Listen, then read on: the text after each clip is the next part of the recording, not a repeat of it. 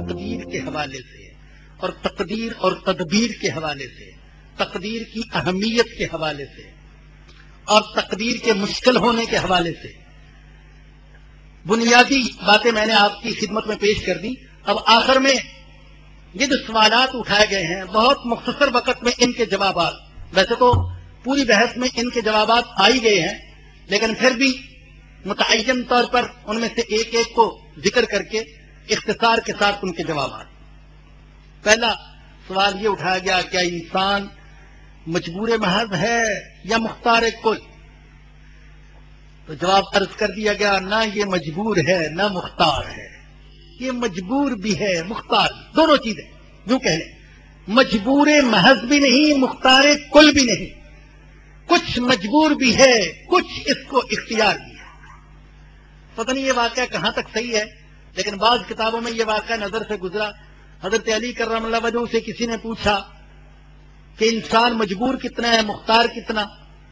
تو حضرت علی نے فرمایا کہ ٹانگ اٹھاؤ، کھڑا تھا، فرمایا ایک ٹانگ اٹھاؤ، اس نے اٹھا لی، فرمایا دوسری بھی اٹھاؤ، کیا دوسری تو نہیں اٹھا سکتا، ایک تو اٹھا لی، دوسری نہیں اٹھا سکتا، اٹھاتا تو دھڑام سے گرتا، تو فرمایا کہ اتنا اختیار ہے اور اتنا مجبور ہے۔ دوسرا سوال یہ کیا گیا، گناہوں، جب انسان تقدیر کے سامنے بے بس ہے تو گناہوں پر سزا کیوں ہے؟ اس کا جواب بھی اس بحث میں آ گیا۔ گناہوں پر سزا انسان کو قدرت کی طرف سے دیے گئے اختیار کے غلط استعمال کی وجہ سے ہوتی ہے، اور شاید حدیث میں نہ عرض کر سکا، حدیث میں آتا ہے صحابہ کرام نے سوال کیا، یا رسول اللہ جب اللہ نے ہمارا جنتی اور جہنمی ہونا لکھ دیا تو عمل کی کیا ضرورت؟ تو آقا نے فرمایا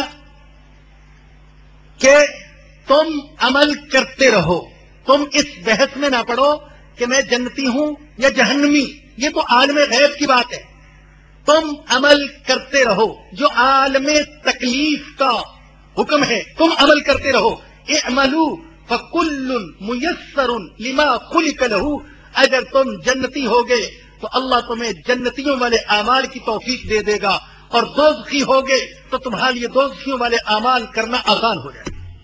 تم اس بحث میں نہ پڑو، تقدیر میں کیا لکھا ہے، تم کوشش کرتے رہو۔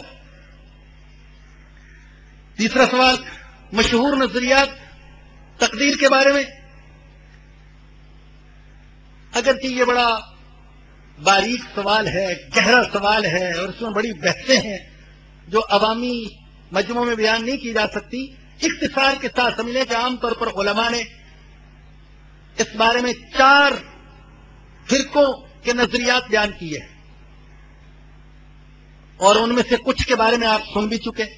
ایک تو ہے جبریہ، جو کہتے ہیں انسان مجبور محض ہے پتھروں کی طرح، اور اس سے کوئی فیل ہو ہی نہیں سکتا، یہ تو پتھر ہے، جیسے رکھ دیں جہاں چاہے رکھ دیں۔ دوسرا فرقہ قدریہ یا معتزلہ، وہ کہتے نہیں، اس کو فیل کی قدرت بھی ہے اور اس کے فیل میں تاثیر بھی ہے۔ تیسرا فرقہ اشاعرہ، وہ کہتے ہیں کہ اسے قدرت تو ہے فیل کی، کسی قدر قدرت تو ہے، لیکن اس کے فیل میں تاثیر نہیں جب تک اللہ نہ چاہے۔ اور چوتھا فرقہ ماتریدیہ ہے، وہ کہتے ہیں کہ اسے انسان کو فعل کی قدرت بھی ہے، اس میں تاثیر بھی ہے، لیکن اللہ کے حکم سے، تاثیر ہے اللہ کے حکم سے۔ چوتھا سوال یہ کیا گیا کہ علم میں مسئلہ تقدیر کے لا ینحل یعنی مشکل ہونے کا راز کیا ہے؟ تو میں نے عرض کیا کہ انسان جب اس اعتبار سے سوچتا ہے، وجدان کے اعتبار سے، ضمیر، مشاہدے اور تجربے کے اعتبار سے دیکھتا ہے، تو اسے اس کا دل گواہی دیتا ہے کہ مجھے کچھ تو اختیار ہے۔ یہ تو مشاہدے کی بات ہے، ایک بدیہی سی بات ہے، کچھ تو اختیار ہے، اتنا بھی اختیار نہیں ہوں۔ اور دوسری طرف جب قرآنی آیات پڑھتا ہے جس میں اللہ کہتے ہیں تم کچھ نہیں کر سکتے میری مشیت کے بغیر، تو لگتا ہے کہ میں تو مجبور ہوں۔ تو یہ چیزیں ایسی ہیں، یہ بظاہر متعارض دلائل یہ اس مسئلے کو تھوڑا مشکل مسئلہ بنا دیتے ہیں۔ اور پانچواں سوال تقدیر کا منکر تو احادیث سے ثابت ہوتا ہے. تقدیر پر ایمان یہ ایمانیات کا حصہ ہے. تقدیر پر ایمان یہ ایمانیات کا حصہ ہے اور اس کا منکر کافر ہے. اور جان لیجیے بھائیو، تقدیر پر ایمان یہ انسان کو کمزور نہیں کرتا، انسان کو قوت دیتا ہے، طاقت دیتا ہے. اب وہ صرف اسباب پر انحصار نہیں کرتا، مسبب الاسباب کی طرف رجوع کرتا ہے. تقدیر پر ایمان انسان کو حوصلہ دیتا ہے. میں حقیقت میں کہتا ہوں، آپ بھی تجربہ کریں، ہم پر کیسے کتنے بڑے بڑے حوادث اور مصائب اور آلام اور سانحات گزرتے. اگر تقدیر پر ایمان نہ ہوتا تو ہم ان حوادث میں تباہ ہو جاتے، ہارٹ اٹیک ہو جاتا، ہماری موت واقع ہو جاتی. لیکن تقدیر پر ایمان حوصلہ دیتا ہے. میں نے تقدیر پر ایمان رکھنے والوں کو بڑے بڑے مصائب میں بھی مسکراتے ہوئے دیکھا ہے، اللہ کی رضا پر راضی رہتے ہوئے دیکھا ہے، الحمدللہ پڑھتے ہوئے دیکھا ہے، جگر کے ٹکڑوں کو قبر میں چھپاتے ہوئے اللہ کی تقدیر، اللہ کے فیصلے پر رضا کا مظاہرہ کرتے ہوئے دیکھا. یہ تقدیر پر ایمان ہے جو ان کو حوصلہ دیتا ہے، جو ان کا سہارا بنتا ہے، جو ان کو طاقت دیتا ہے. اور ایک سوال یہ تھا کہ جدید تحقیقات، اول تو قدیم تحقیقات اور جدید تحقیقات برابر ہے. دونوں سے یہ ثابت ہوتا ہے انسان کچھ مختار ہے، کچھ مجبور ہے، مکمل طور پر با اختیار بھی نہیں، مکمل طور پر مجبور بھی نہیں. باقی بعض بگڑے ہوئے جدید محققین انہوں نے تو مسئلہ تقدیر کے بارے میں بحث کرتے ہوئے یوں کہہ دیا کہ انسان اپنے اختیار، اپنی ذہانت اور اپنی طاقت سے نئی دنیا، نئے جہان پیدا کر سکتے ہیں. کسی خارجی قوت اور طاقت کی اس کو ضرورت ہی نہیں.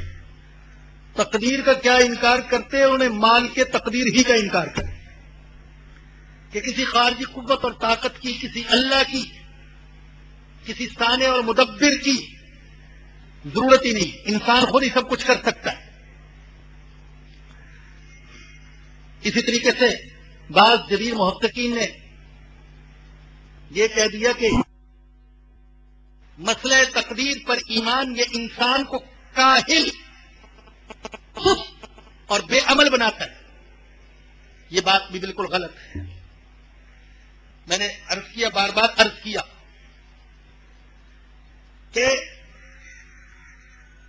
اسباب اور جہد و سعی اور دوا اور علاج اور اسلحہ اور ہتھیار یہ تقدیر سے باہر نہیں ہے، یہ بھی تقدیر میں شامل ہے، یہ تقدیر کا حصہ ہے.